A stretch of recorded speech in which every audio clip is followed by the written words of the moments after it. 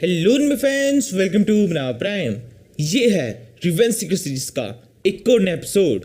Now let's begin. Episode की short में देखते हैं कि लिंक वापस से मिंग के पास में आ गया है। वो मिंग से कहता है, आपने मुझे ब्लू ड्रैगन एकेडमी में आपके सभी दोस्तों को बचाने के लिए भेजा था, लेकिन वहाँ तो मुझे कुछ भी करना ही पड़ा। वहाँ में पहले से चीरू थी। चीरू ने अकेले ही वहाँ पे सब कुछ संभाल लिया। फिर उसके बाद में चीरू ने मुझसे कहा कि मुझे यहाँ पर वापस आ जाना चाहिए और मास्टर को बचाना चाहिए। इसलिए अब मैं आपके साथ में रहूंगा, आपके प्रोटेक्ट करूंगा और चीरू वहाँ पर सबको संभाल लेगी। ये सुनकर मिंग कहता है, मुझे चीरू से यही उम्मीद थी।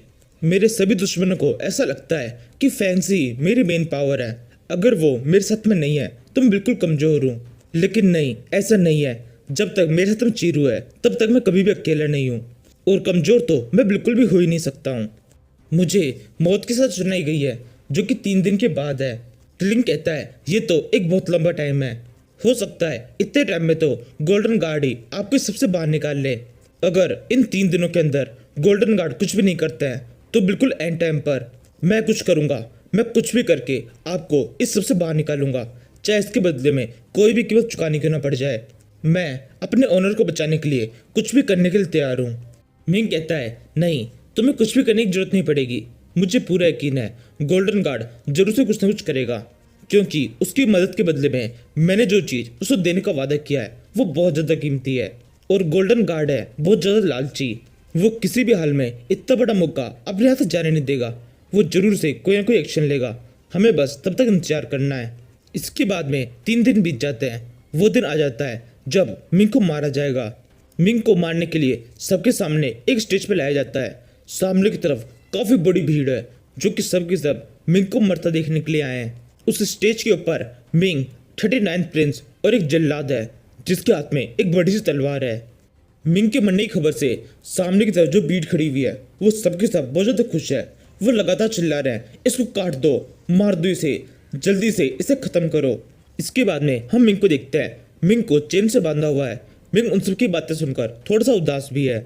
39th प्रिंस मिंग से कहता है, मिंग, तुम्हें ज़्यादा उदास होने की जरूरत नहीं है। हम तुम्हें एक ही बार में मार देंगे। इस तलवार से एक ही झटके में तुम्हारी गर्दन कट जाएगी और एक ही सेकंड में तुम्हारी मौत हो जाएगी। तुम्हें ज़्यादा दर्द नहीं होगा। अब तुम्हारी लाइफ केवल आधे घंटे की बची है, लेकिन तुम्हारे पास में अभी भी एक मौका है। तुम चाहो तो अपनी जान को बचा सकते हो। बस तुम्हें इसके बदले में अपना बैंक हमें सौंपना होगा। अगर तुम अपना बैंक हमें दे देते हो तो हम तुम्हारी जान दे देंगे। यही एक लौता रास्ता है तुम्हारे सर्वाइव करने का। ये सुनकर मिंग हंसते हुए कहता है, क्या तुम्हारी फैमिली में हमेशा ऐसा ही होता है? तुम लोग अपने अंकल को उनके नाम से बुलाते हो। मैं तुम्हारी आंटी का हस्बैंड हूँ।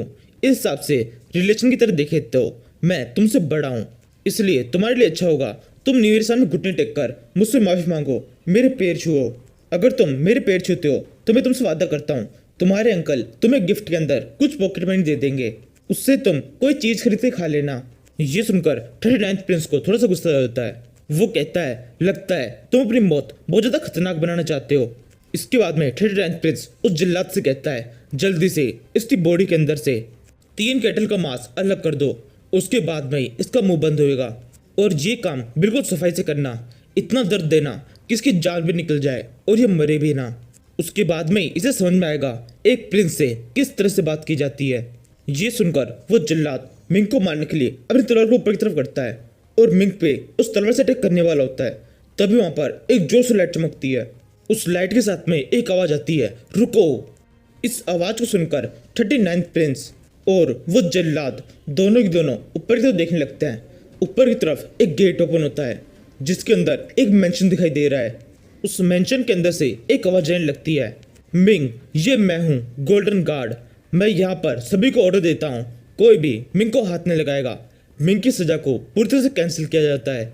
गोल्डन गार्ड के इतना कहने के साथ ही 39th प्रिंस उसके सामने घुटने टेक देता है और फिर कहता है, ठीक है गोल्डन गार्ड, जैसा आप कह रहे हैं बिल्कुल वैसा ही होगा। वो गोल्डन गार्ड आगे कहता है, जाने दो इसे।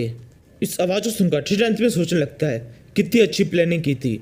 एकदम प्लान के एंड पहुंचने के बाद में इस सबसे पीछे हटना पड़ रहा है, लेकिन फिर भी हमारे पास में कोई ऑप्शन नहीं है। गोल्डन गार्ड की बात को इस तरह से टाला नहीं जा सकता। ये सोचकर 39th प्रिंस उस जल्लाद से कहता है, जाने दो इसे। ये सुनकर वो जल्लाद मिंग के ऊपर अपनी तलवार से जोर से अटैक करता है। फिल्म देखते हैं ये अटैक मिंग के ऊपर नहीं, मिंग की उन चेन के ऊपर होता है। अटैक पड़ते ही वो सारी चेन टूट जाती है और मिंग फ्री हो जाता है। फ्री होने के बाद मिंग 39th प्रिंस से हंसते हुए कहता है, तुम हमेशा याद रखना, तुम मेरे नेपी हो और मैं तुम्हारा अंकल हूँ। मैं हमेशा तुमसे एक कदम आगे रहूंगा। मिंग की इस बात का 39th प्रिंस के पास में कोई भी जवाब नहीं होता है। इसके बाद में मिंग वहाँ से टेलीपोर्ट होकर सीधे ब्लू ड्रैगन अकेडमी पहुँचता है। जैसे ही मिंग वहाँ पहुँचता है, मिंग के सारे दोस्त और चीरू सबके सब भागते हुए मिंग की तरफ आने लगते हैं। वो चारों बुझे तक घुस जाते हैं और मिंग के पास में आके रुकते हैं।